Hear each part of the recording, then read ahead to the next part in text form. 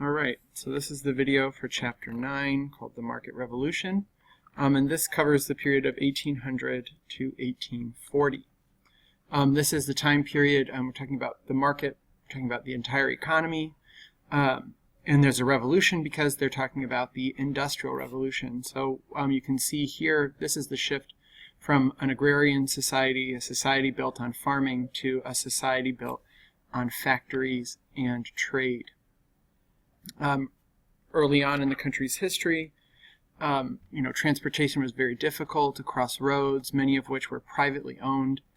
And if you were going to be transporting something, you probably wanted to do it over water, which meant you needed to have boats, mostly rafts like you see in this picture here, which were unsafe, unstable, and likely to sink.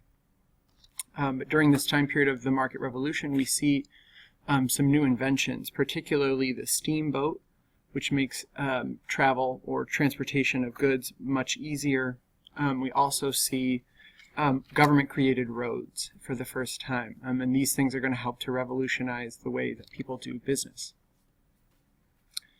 For instance, we see the creation of the Erie Canal in 1825. This is a government plan to connect the Great Lakes to the Hudson River, which meant that rather than going up through Canadian waters to get to the Great Lakes, as you can see in this map here, one could simply go up the Hudson with their steamboat, down the Erie Canal, and into the Great Lakes, which you see then connect here to the Mississippi River, over this way, by way of the Illinois River, which means that you can get goods all the way down to Louisiana and around Florida, and it actually, shrinks the United States in many ways. And that allows the steamboat to have great effect. The next major invention is, of course, the railroad, which drastically changes things.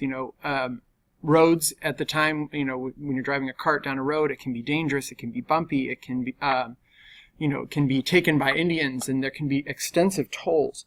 But the railroad runs on a track. And you can even see here that it's not nearly as bumpy. It can carry people and goods with relative ease. And so the railroad really changes things. In fact, it allows for many Americans to start pushing west. We can see here Americans moving further and further. Here's an example of a log cabin, but here we can see, most Americans had lived here, but you see huge growth in places like Kentucky, and even all the way out into the new Louisiana Purchase territory, which we should have learned about last week. But all the borders are being pushed. There are very few places, except for up here where we share a border with the British. In Canada, very few places are being unsettled or being left unsettled. So the major thing, or sorry about that. There's also travel time. So in 1800, to get out of New York to Meriden, Connecticut would take 2 days. But because of the invention of the railroad, it can be done in less than a day. And obviously, now it can be done in 2 hours. And so that's what I mean when I say that it shrinks the country. Used to take up to 6 weeks to get out to the Northwest Territory. Now one can get all the way to what will be Chicago in a matter of 3 weeks, which is tremendous. It's cut the time in half. Oops, this is not something I was expecting. We see population growth in western states. These are not yet incorporated states, but they will become states as the time goes on. Alabama, Illinois, Indiana, Louisiana, Mississippi, Missouri. You can see all of them have tremendous population growth. And along with these people is the push of slaves to the west, right? The southern states move west, and with them they bring their slaves. So states like Kentucky and Tennessee become slave states, whereas the northern states, which are being populated by northerners, tend to have fewer slaves. So the big deal in this time period, this market revolution, is cotton. The South becomes what we call the Cotton Kingdom. There's a huge increase in the number of plantations growing cotton. It once had been tobacco up here in Virginia, and cotton was a small product, and you can see that by the 1820s, cotton is the lead export of the United States. largely being picked and processed by slaves, right? So not only do we see an increase in the amount of money being drawn into the country, we also see an increase in the number of slaves. Even though the slave trade has ended, there are still tremendous numbers of slaves being bought and sold in the United States. This fuels our entire society, right? In some parts of the country, they are agricultural for the sake, largely in the middle parts of the country, they are agricultural to feed the United States. In the South, they grow cotton, which provides money and resources for the northern factories to process, right? So we create this integral system, economic system, between the various regions of the United States, the sections we call them. Here's an example of Cincinnati. We see large growing cities, particularly in the north. I'll show you here. This is where the factories are popping up, and around them are built cities. Because you need, in order to have a factory, you need to have the workers close at hand, you need to have markets, you need to have everybody in one place in order to get things done efficiently to make a profit. So you see these cities are growing, right? There's still only one city with a population of over 300,000, but many are on their way there. And clearly that will continue to grow. We also see that in these cities, you still have a small artisan community, a middle class, if you will, who create shoemakers, or things like shoemakers and blacksmiths, who create the things that people need to survive. But as industrialization goes on, as this market revolution continues, people like this start to fade away.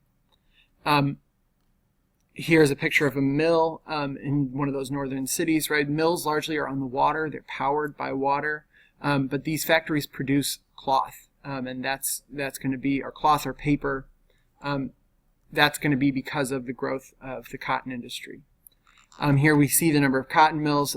They mostly start in, the first one is in Lowell, Massachusetts, but there's also Rhode Island. You can see that this area, the area in which we live, was largely where the majority of these cotton factories or cotton mills were. Instead of running a mill, when you live on a farm, you work when the sun comes up, you stop working when the sun goes down. But when you work in a factory, you have to start living by bells and the clock. And you can see here an example of the bells and the clock schedule.